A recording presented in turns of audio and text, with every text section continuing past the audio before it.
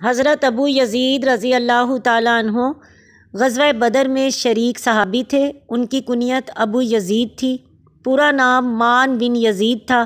ان کے والد یزید بن اخنس اور دادا اخنس بن حبیب تینوں نے غزوہ بدر میں شرکت کی، لیکن مشہور نہیں ہیں۔ البتہ تینوں صحابہ میں شمار ہوتے ہیں اور بدری صحابہ ہیں۔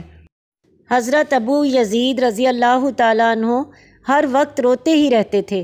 اس کا سبب پوچھا گیا تو فرمایا کہ اگر اللہ تعالیٰ کا یوں ارشاد ہو کہ گناہ کرو گے تو ہمیشہ کے لیے حمام یعنی غسل خانہ میں قید کیے جاؤ گے، تو اس کے خوف سے میرا آنسو ہرگز نہ تھمے گا۔ اللہ تعالیٰ نے جب کہ گناہ کرنے پر دوزخ سے ڈرایا، اللہ تعالیٰ نے اس دوزخ سے ڈرایا جس کی آگ 3000 سال تک گرم کی گئی ہے، تو میرے آنسو کیسے رکیں؟ فَاعْتَبِرُوا يَا أُولِي الْأَبْصَارِ، پس اے آنکھوں والو عبرت حاصل کرو، عبرت حاصل کرو۔ بار بار دہراتے اور روتے جاتے۔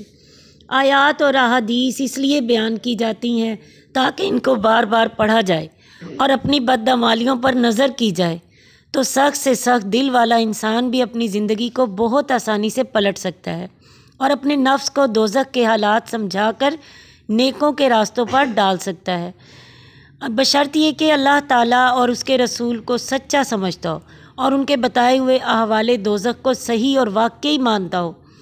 مومن بندے ہمیشہ اپنی زندگی کا حساب کرتے رہتے ہیں اور اللہ جل شانہ کی بارگاہ میں دوزخ سے پناہ میں رہنے کی دعا کرتے رہتے ہیں۔